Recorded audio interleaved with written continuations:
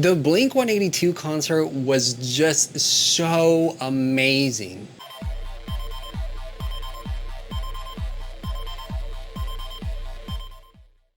Yes, I did go see Blink-182 in Austin this weekend, and I have a little vlog for y'all about my experience. Before I talk about my vlog, I am going to talk about prices. The pre-sale for this concert was insane. I don't understand why tickets were like $1,200 to $1,500 for the pre-sale. And then on top of that, for me to get a decent seat, I waited the 7 days and I went ahead and got a ticket. Now I pulled up my laptop here because I had notes, and I also wanted to see how much I paid for that ticket because it has been close to a year since I got the ticket. I bought the ticket right around whenever they announced the tour. On this ticket, I got section 121, row M, seat 6, which wasn't that bad of a seat. I was actually pretty damn close to them. I was off to the side a bit, which kind of sucked. I would really prefer to be looking straight out them. From what I saw, these tickets were going on sale for like $600 to $700 after the pre-sale. So the only way that I was going to get an affordable ticket for me was to sit on the sidelines, and I still got a decent seat out of this whole situation. I ended up paying $307 for the ticket. The service fee is almost $50, which I believe is just so insane. So the original standard admission ticket was $249.50, and then you had taxes and those fees, which made it $307. Now I did opt into getting like some type of insurance for the ticket because I didn't know what was going to happen since it's such a big event, but that insurance was like another $50. So in total, I spent $350 for this one ticket, and in hindsight, I didn't really need that insurance. I enjoyed my view. I had a damn good time there. That was amazing. So with that being said, I'm going to move on to the vlog content that I had recorded during this day. Some of the audio is not that great, and that's because these mics were dead. Hello everyone, it's Jay, and you're watching Disney Channel. All jokes aside, yes, we are going to see Blink-182 right now. We are heading to Austin right now,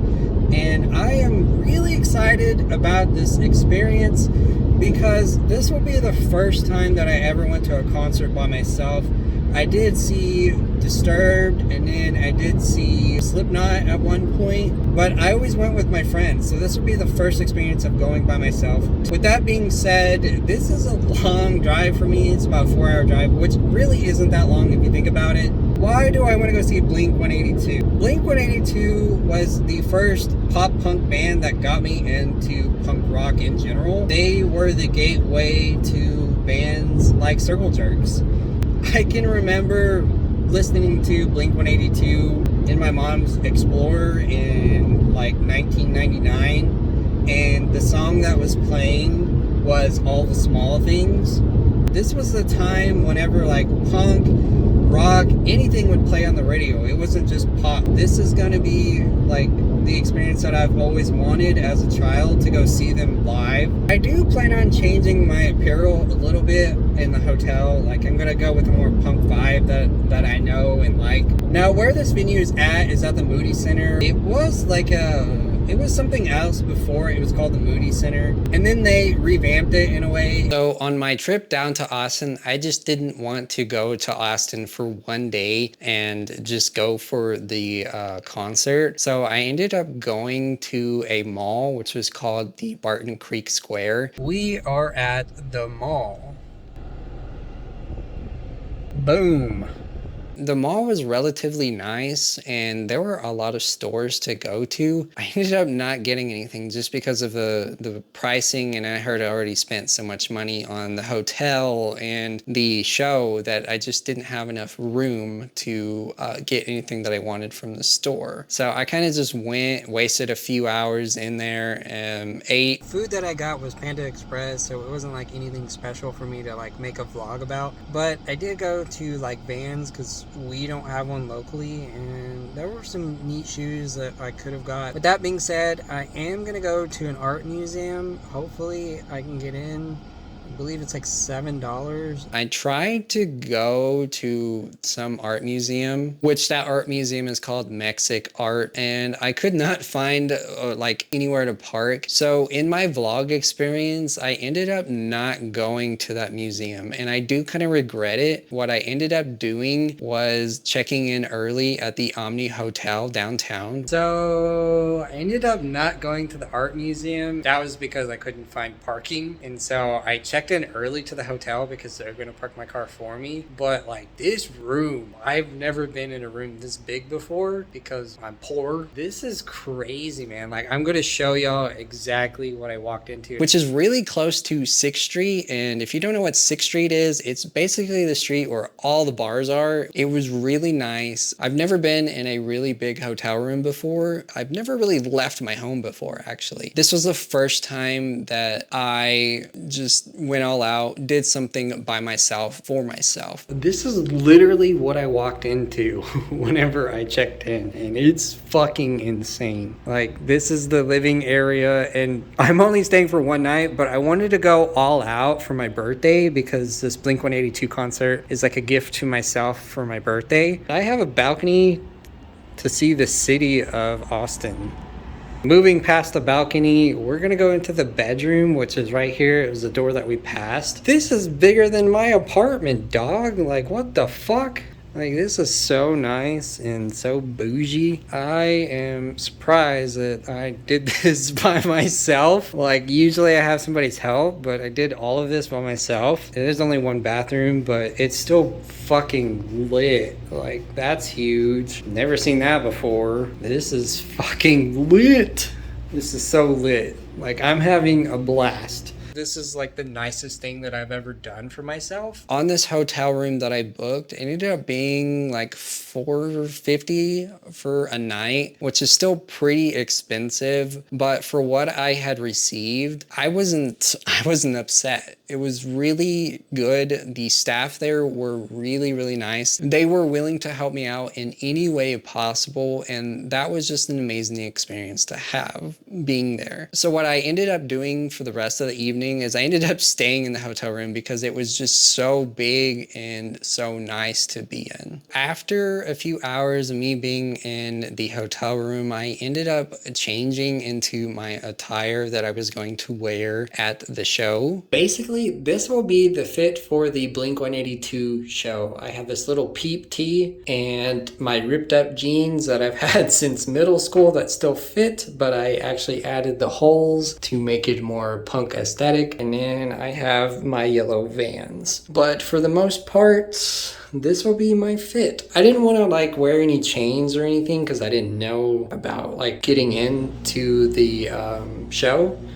And I didn't know if like chains were gonna be allowed or anything, or if they were gonna be considered like as a weapon. I was getting pretty hungry, so there was actually like a Chipotle like super close by. I ended up walking over there, getting some Chipotle, and then after that, I was booking it to the show. And the walk was really, really hot, and I was actually getting burnt the whole time. Like the back of my neck just feels burnt to a crisp. It was about a mile walk to get there, which isn't too bad. By the time that I got there, I was sweaty. Everybody else around me was sweaty because everybody did walk there. The majority of the people that were there, they got a hotel room like in the middle of downtown like I did. So whenever I got to the show, everybody was waiting outside and they were in lines to get beer or water. One thing that I noticed is water was $5 fucking.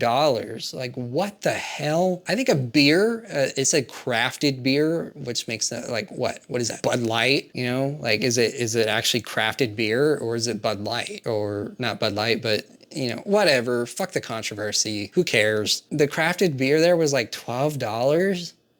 Are you insane? Like $12 beer. $12 beer. So I ended up waiting it out, just waiting for the line to die down so that way I could get in. To get into the show, it was about 6:40 and everybody started going in. They said 6:30 the doors would open, but it was about 6:40 and everybody started going in. And so going into the venue, that wasn't really that bad. All you had to do was scan your phone and then you walked in and then they guided you pretty much to where you needed to be set. I did not get any merch. I wasn't really interested into the merch at all. But moving on to my seat was perfect enough for me to see the show very, very clearly. They did have two opener bands. The first was Destroy Boys, which I've never heard of before, but they did put on a damn good show, but there wasn't a lot of people in the audience to really see that. The one song that they started out with was Bulls on Parade, which was by Rage Against the Machine, and they covered that really fucking well, and that was a good starter song. Throughout their performance, they put on a really decent show for who they were. Whenever I heard about the two opener bands, I gave them a listen, and Destroy Boys did pretty fucking well, and they're ending up on my playlists. The next opener band was Turnstile, and I've known about Turnstile. I wasn't really into their music all that much. Turnstile put on a damn good show. Like, they should have their own set, seriously. Just the whole performance was lively. They were constantly jumping around on stage. They were just getting at it. Now, I did come across Turnstile just like randomly on some Spotify playlist, and so I've heard them a few times before. I've never really added them to one of my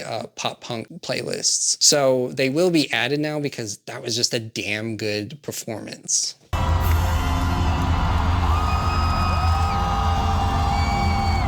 Oh my God, Blink-182 got up on stage and everybody stood up, everybody was applauding, everybody was screaming, and it was just like insane.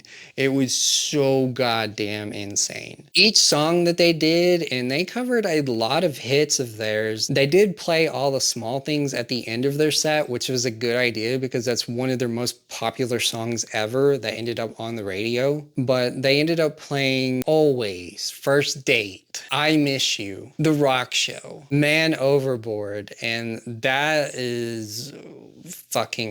was amazing. Aliens Exist. Everybody screamed whenever that song played. Whenever that song just fucking dropped, everybody's like, "Wah!" They just put on a damn good show. And one thing that they did to keep the crowd entertained was make jokes throughout their set. As in, like, once they played one song, they would make a few jokes with each other and they would just like bullshit with each other or the crowd. And then they would move on to the next song. And so there wasn't like this awkward, like, what are they gonna play next? There was always like a way to keep the crowd entertained. To see Travis Barker that close was insane. There was a big generational gap, as in like there were older generations and there were newer generations, and there were a lot of old people, there were a lot of young people, which is good. I had gone to a Bon Jovi concert with my mom whenever I was like really, really little, and there was mostly older people in that crowd. That means that pop punk is here to stay. That also means that pop punk is really, really popular prior to what the mainstream says about it. It means it's not dead. It's never gonna be dead. Pop punk is always gonna be around, which is a good thing. It sheds some light on punk in general. It's a gateway for people to discover other artists. I believe everybody in that crowd was just ready to see every song that they have ever made. The whole reason why I did this was to give back to myself for my birthday, because my birthday's in a few weeks. So I had planned this out for about a year whenever they announced the tour that they were going on. I'm constantly working, I'm constantly making music. I never have time to enjoy all the small things. On my way back to the hotel, it was a bit sketch because it was like 11:40. They played from 9:40 to 11:40. So they played a 2-hour set, and then you had the opener bands at 7:30 to, 9:30 or whatever. It was just like a 4-hour fucking set. I do believe that we need to start trusting people a little bit more, talking with each other. I think that's the biggest problem with society, is just that we don't talk to each other. And so we don't know each other's intentions, or we don't know, if somebody's nice or mean or anything like that. But I ended up making it back. The worst experience that I had out of this whole trip was I had ordered a Monster from DoorDash just because I really didn't want to leave my room. It was like 1 a.m, so I was like, fuck it, I'll just order it from DoorDash. I ended up spending like $20 on this fucking Monster, which was the dumbest decision I've ever made, but I was thirsty as hell. should have thought about, you know, drinks and stuff like that. But that's for another experience. Like I said, this was my first experience on my own. The majority of my experiences of going to concerts and shows, I was with friends or family. So this was the first time that I had ever done anything, you know, for myself and by myself. The DoorDasher ended up saying that the monster was delivered and it wasn't. They didn't even give me any pictures and they took my money and ran. I was talking with one of my buddies who is a DoorDasher as well, and you know, he was like, you know, report them, you know, so that way you can get your money back. And so I got the majority of my money that I spent on this monster back in credits on DoorDash, but you know, I would really like that money back on my card. So I'm gonna have to fight for that. But other than that, that was the only bad experience that I have. Everybody else was pretty nice, friendly, and nobody really messed with me during the show, which was a good thing because I'm kind of, you know, I'm just there to watch the show like everybody else. All in all, this whole experience was fucking amazing. And I'm never gonna regret the decision that I made. I'm never like, it was just the best thing that I have ever done for myself. The whole reason behind this was because Blink-182 was the first pop punk band whenever I was like 4. And I've already explained this in my blog, but I heard them on the radio and I instantly fell in love with it. And they got me into other bands like Circle Jerks and like just messed. So for me to experience the first band that got me into punk was just amazing. Blink, you put on a damn good show. Everybody involved made this thing a fucking amazing experience, and I love y'all for that. This will be the end of my video, guys, and if you happen to like my content, make sure to like, share, and subscribe. Leave a comment down below on what you think, and I'm out.